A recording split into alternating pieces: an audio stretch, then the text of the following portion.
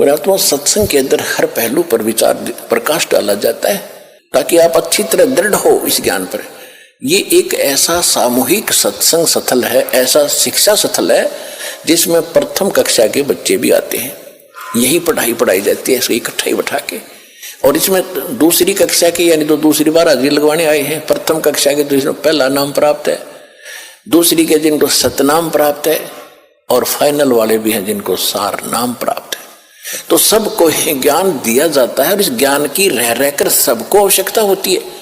सार नाम प्राप्त करके इंसान कोई खुदा नहीं बन जाता या मुक्त नहीं हो गया वो, यदि उसकी वो इस ज्ञान को आधार बनाकर अपना जीवन नहीं जीवेगा तो कभी भी फेल हो जाएगा, यहीं फिर काल का फंस जाएगा। इसी तरह कमाई तो उसकी नो की नो बच जाएगी जो कमाई कर ली, लेकिन यहीं रहेगा तो फिर उसको इसी तरह कभी ब्रह्मा बनाएगा, कभी विष्णु, कभी शिव बनाएगा, फिर देवता बनाएगा, फिर बिल्ली बनाएगा।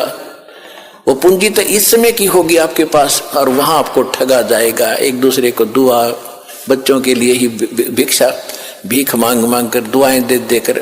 ये देखी बुढ़ा बुढ़िया, पुराने समय में बुढ़िया क्या करती थी, कोई बहू आती थी, कोई बड्डी शानी उससे के पैर दबाया करती थी बड्डी के, और वह आशीर्वाद देती थी, हे बेटी तो पुत्ता फड़ियो दूधा नहाइयो और तेरा तो बूढ़ सुहागन हो। बूढ़ सुहागन माने बुढ़ापे तक नाम रहे तेरा पति, ये आशीर्वाद देती थी।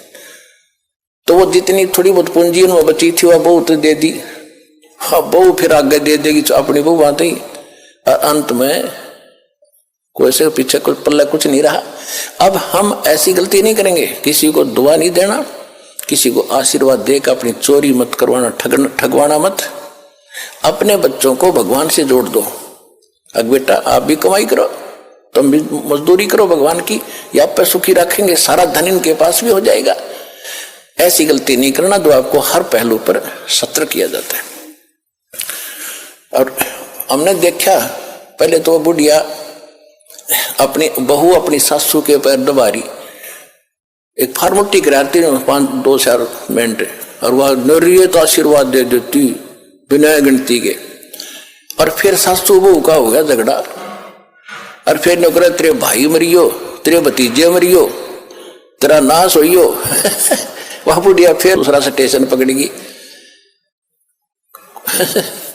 नो प्लस माइनस करके कुछ तो दुआ में खोए, कुछ बददुआ में खो दिया, बुढ़िया गुतरी बन गई, गदी बनकर घूमे फिर अपना खाली होगी। तो ये वो चोरी हो रही है।